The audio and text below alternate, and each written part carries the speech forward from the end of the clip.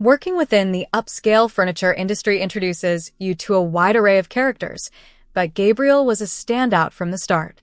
Every Thursday, punctual as ever, he would wander into the showroom, coffee in one hand and sporting a crooked grin that seemed to declare his ownership of the place, despite never purchasing a single item. I still vividly recall the day he first came in.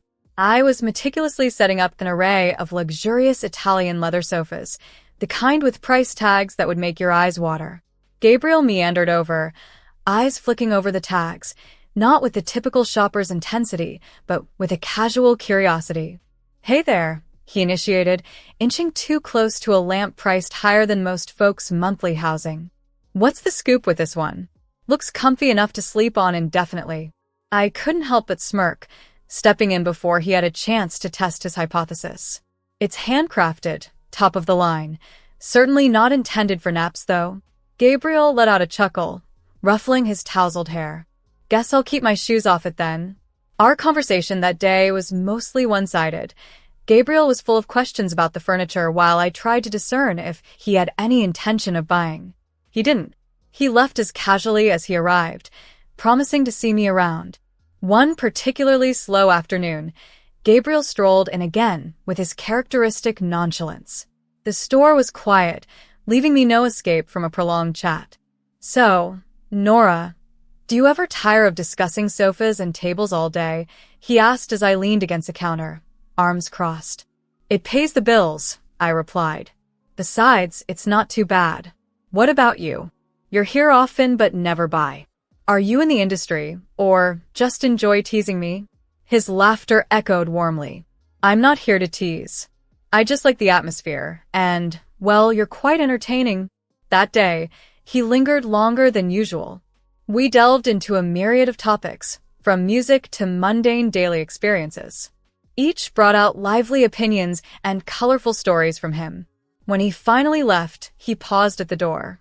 "Hey, Nora, how about coffee sometime outside these extravagant confines?" I hesitated, unsure about mixing personal with professional, but then agreed. "Sure, why not? But if you're planning on starting a tab there as well, I'm bringing a calculator." "Deal," he replied with a hearty laugh, and then he was gone. Coffee outings with Gabriel quickly became our routine, selecting quirky cafes as unique as the furniture he browsed but never bought. Each meeting felt like a continuation of an endless conversation, weaving seamlessly from one subject to another, from future aspirations to personal dreams. A year since our initial coffee date, our interactions had evolved into a series of small adventures. Beyond just coffee, we ventured on road trips, indulged in late-night movie marathons, and sauntered through Sunday flea markets. Gabriel's authenticity made every mundane moment feel significant. Then, unexpectedly, during a simple picnic in the city park, just us, some sandwiches, and the open sky, Gabriel proposed. I nearly choked on my drink as he knelt, presenting a ring that gleamed with the sun's rays. "Nora, will you marry me?" he asked, his eyes brimming with hope. My laughter was a mix of nerves and joy. "Are you serious right now?" "Dead serious," he affirmed. "I want all my tomorrows to start with you." His honest gaze was like a child awaiting the verdict on a carnival game's grand prize. I didn't hesitate. "Yes, Gabriel, of course, yes." Meeting his family was the next step. Gabriel had spoken of them, but we hadn't yet spent time together. Gabriel had always hinted that his parents were a bit strict and formal, so when he suggested it was time for a proper introduction, he planned a dinner at their eclectic home. Upon arriving, the house was a spectacle, every nook crammed with various fancy artifacts from different eras and styles, like a museum where the exhibits had somehow gotten jumbled. His mom, Madeline, greeted us with a chill reminiscent of the brisk November air. "You must be Nora," she observed, sizing me up as if I were an unusual addition to her collection of curiosities. "Yes, nice to meet you," I replied, doing my best to keep my composure under her scrutinizing gaze. The dinner atmosphere was tense. Gabriel made an effort to keep things light, but the air remained thick with stiffness. His father, Lincoln, only warmed up slightly when Gabriel brought up my job at a high-end furniture salon. "So, you work with expensive designer furniture?" Lincoln inquired, his tone peeling away from disinterest to a flicker of curiosity. Yes, I responded. I assist people in choosing pieces that enhance their homes. Madeline chimed in then, her interest piqued not by my career, but by what it might imply about my finances. And you have savings? That's good. Very good, she noted, steering the conversation towards my financial stability rather than personal interests. After dinner, Madeline pulled me aside in their living room, a cluttered space that felt more like a bizarre showroom. Nora dear, could you suggest something for this room? It feels a bit cluttered, she remarked with a dismissive gesture. Surveying the chaotic scene, I bit my tongue to hold back my real thoughts and offered a professional smile instead. Well, you might consider streamlining the style. Perhaps choose a theme or a period you like and build around that. There are great, affordable alternatives to these high-end pieces that can create a cohesive look without stretching your budget. Madeline's nose wrinkled at the suggestion. I don't want alternatives. I want the real deal. The stuff you sell at your store. Maybe with your discount. You could help us out? The way she put it, as if I owed them a favor, bothered me. Gabriel looked on, hopeful that I would smooth things over. I'll see what I can do, I conceded, though I knew I'd be cautious about any assistance I offered. Discussions about the wedding with Gabriel's parents felt like trying to calm a storm. They envisioned a lavish affair, but Madeline dropped a bombshell one evening, her voice dripping with entitlement.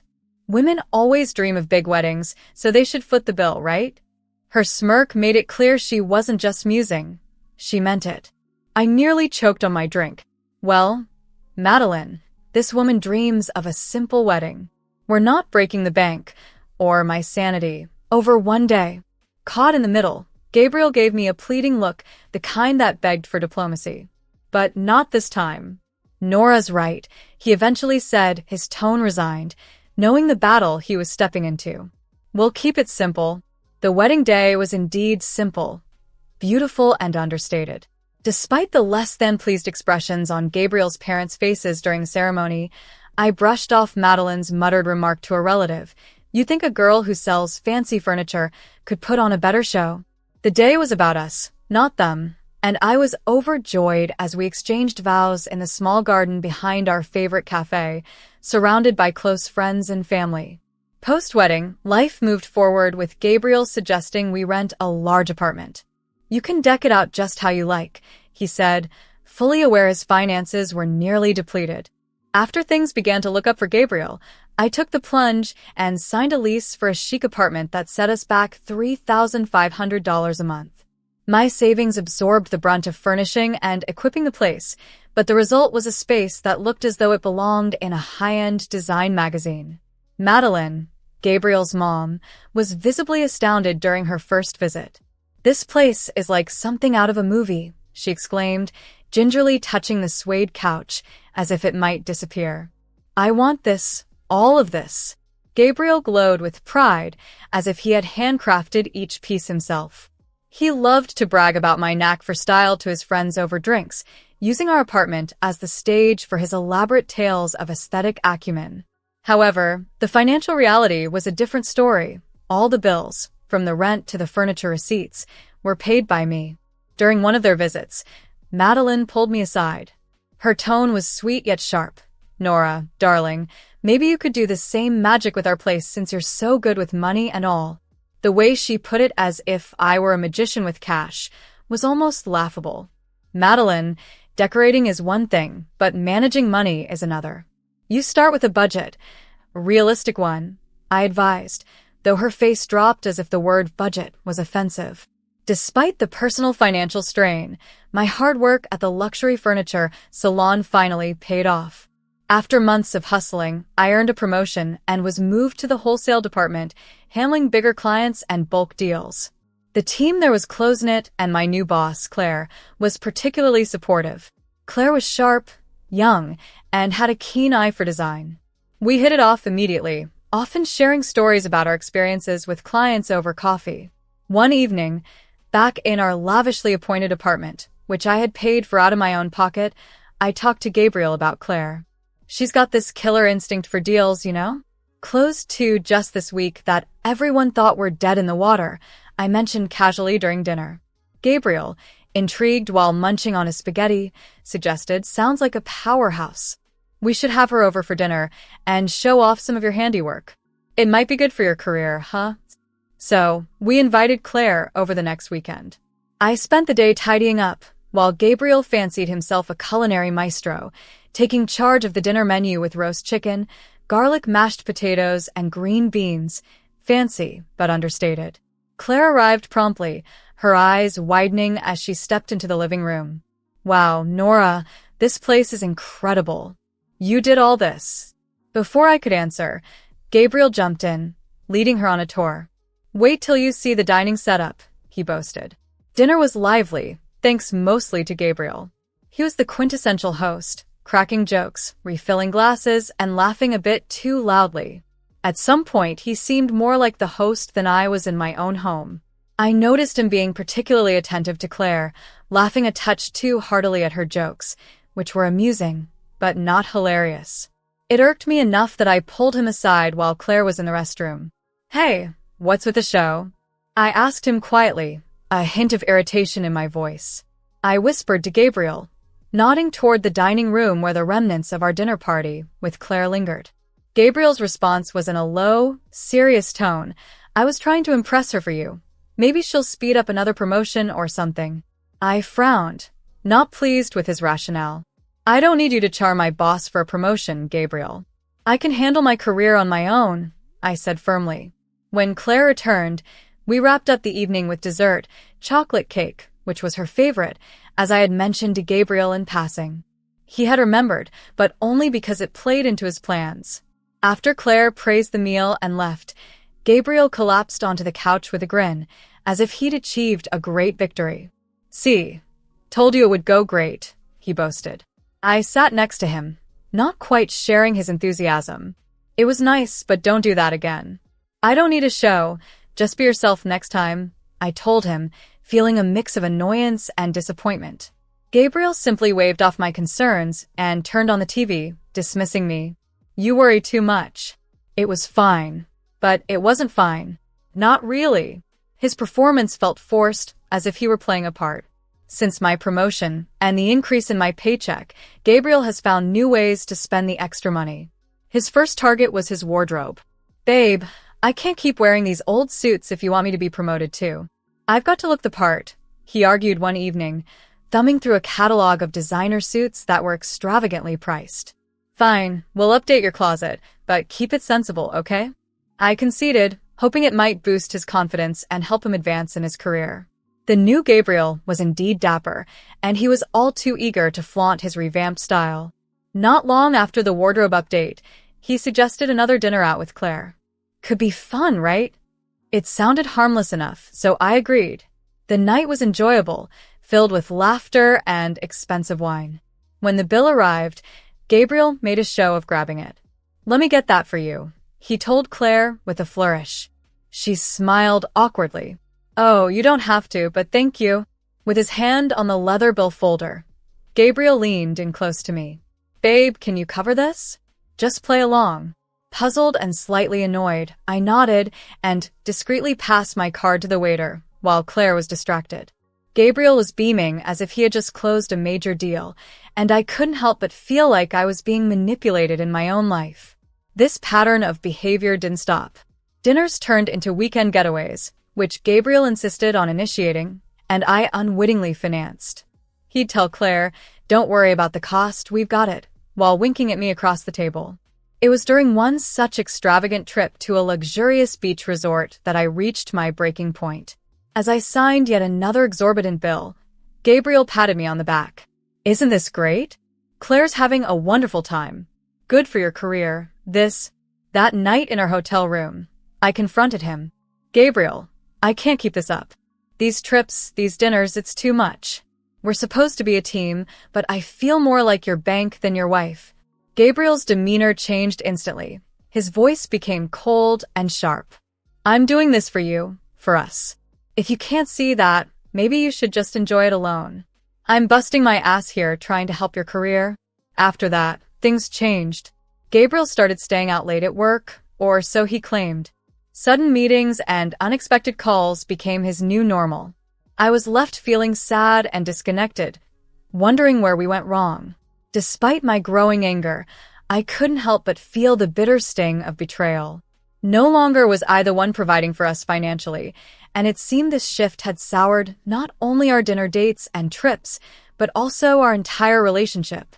What was once joyful was now a painful reminder of how much I had lost, not just financially, but emotionally as well. The partner I thought I knew had changed dramatically.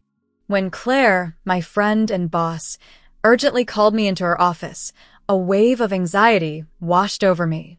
My mind spun with possibilities. Had I missed a deadline? Forgotten an important email? My heart pounded as I knocked on her office door and entered. Claire sat there, her usual warm demeanor replaced by a grave seriousness. Her office was cluttered with unopened gifts and bouquets, adding to the tension. "Nora, please sit down," she said, gesturing to the chair across from her. "We need to discuss something important." Her voice was so somber. My stomach churned with dread. As I sat, clutching my hands in my lap, Claire looked at me with a mix of concern and discomfort. "It's about Gabriel," she began, and my heart sank. "His behavior has become quite inappropriate." Confused, I followed her gaze to the pile of gifts. "He's been sending these flowers, jewelry, even designer clothes. It's excessive and frankly, it's making me uncomfortable. He's blurring the lines between professional and personal boundaries." "Nora." Feeling a hot flush of embarrassment, I stammered, "I had no idea." Claire leaned in, her tone softening. "I value our friendship and respect you greatly, Nora. That's why I must be honest. He's been making advances. I've told him repeatedly that I'm not interested, that I see him only as your husband, but he's not listening." I swallowed hard, barely holding back tears. "Thank you for telling me, Claire. I'll handle it," I whispered, my voice quivering. Reeling from the conversation, I returned home to find Gabriel packing a suitcase, his demeanor oddly cheerful. "There you are. I've got news," he said with a grin, seemingly oblivious to the storm brewing inside me. "I've decided it's time for a fresh start. Quit my job today, and I think it's best if my parents move in here. You should find another place." His words were like a physical blow. "What are you talking about, Gabriel? Your parents? Why would I leave?" I asked, incredulous. He shrugged nonchalantly. "Come on, Nora. This place is too good for just us. Plus, you can afford another spot. No big deal, right?" Anger and disbelief coursed through me. "No big deal? You cheat, you lie, you spend my money, and now you want to kick me out?" "Whoa, cheat? What are you talking about?" His feigned ignorance only fueled my anger. "Don't play dumb, Gabriel. Claire told me everything, the gifts, the advances. How could you?" My voice cracked, tears threatening to spill. Gabriel's face hardened. "So what? She's richer and more promising than you. I just want a better life. Just pack up and go, Nora." His words cut deep, severing what little affection I had left for him. That night, as I lay in the spare bedroom, the reality of my crumbling marriage suffocated me. By morning, I knew what I had to do. The next morning, I found a new apartment online, a smaller, quieter place that promised a fresh start. I signed the lease electronically and called the movers, all before Gabriel had even woken up. As the movers began to arrive, I directed them around the house, pointing out what to take. I had gathered all the receipts and proofs of purchase for the furniture. My furniture, paid for with my hard-earned money. Determined and ready, I faced Gabriel as he stumbled out of the bedroom, bleary-eyed and confused. "What's going on, Nora? Why are you taking the furniture?" I held up the folder stuffed with receipts. "Because it's mine," I declared, ready to reclaim my life and my independence. As I stood in the apartment, I firmly asserted my claim over the belongings being loaded onto the truck. "These are mine. I purchased them so naturally. They're leaving with me," I explained. The movers continued their work as Gabriel watched, his initial protest dying in his throat when he saw the receipts in my hand confirming my ownership. Just then, Gabriel's parents arrived. His mother, Madeline, was visibly upset when she saw the movers transferring furniture out. Stop immediately. That's my furniture, she exclaimed. The movers hesitated, but at my reassuring nod, they carried on. Madeline, panicking, turned to Gabriel in desperation. How can we live here without furniture? What are we going to do? I couldn't suppress a chuckle. Oh, don't worry, Madeline. I'm sure Gabriel's new girlfriend will fill her place beautifully, I remarked, my words dripping with sarcasm. Madeline looked hopefully at her son, then despairingly around the now sparse apartment. And is your new boss going to replace all this? Will she take care of you now? She asked him.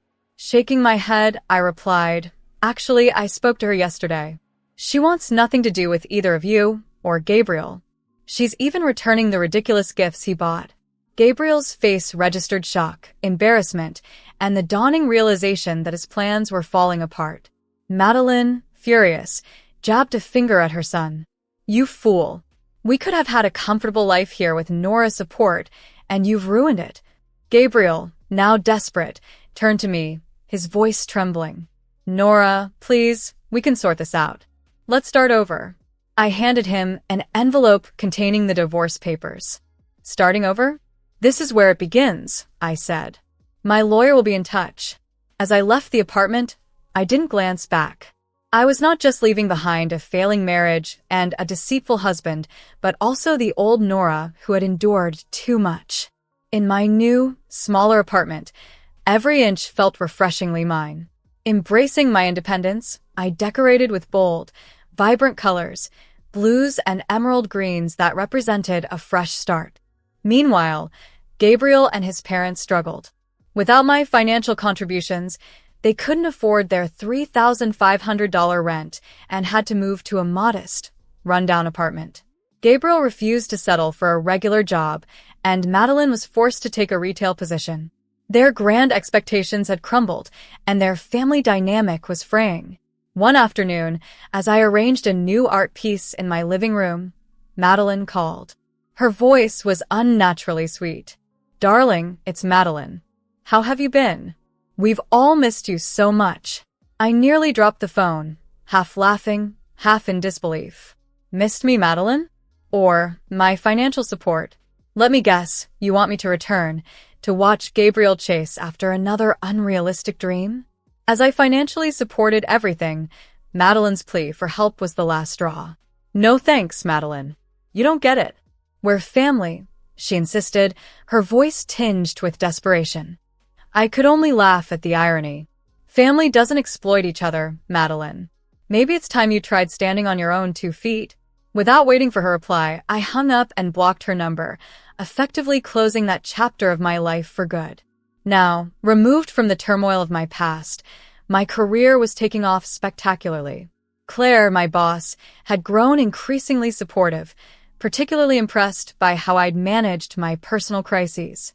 Just last week, she'd hinted at a potential promotion, a move that would give me even greater control over my professional trajectory.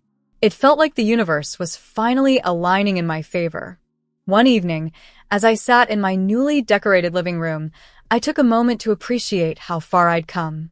The space around me was a vibrant showcase of my style and essence, bold, bright colors and modern designs that mirrored my renewed spirit.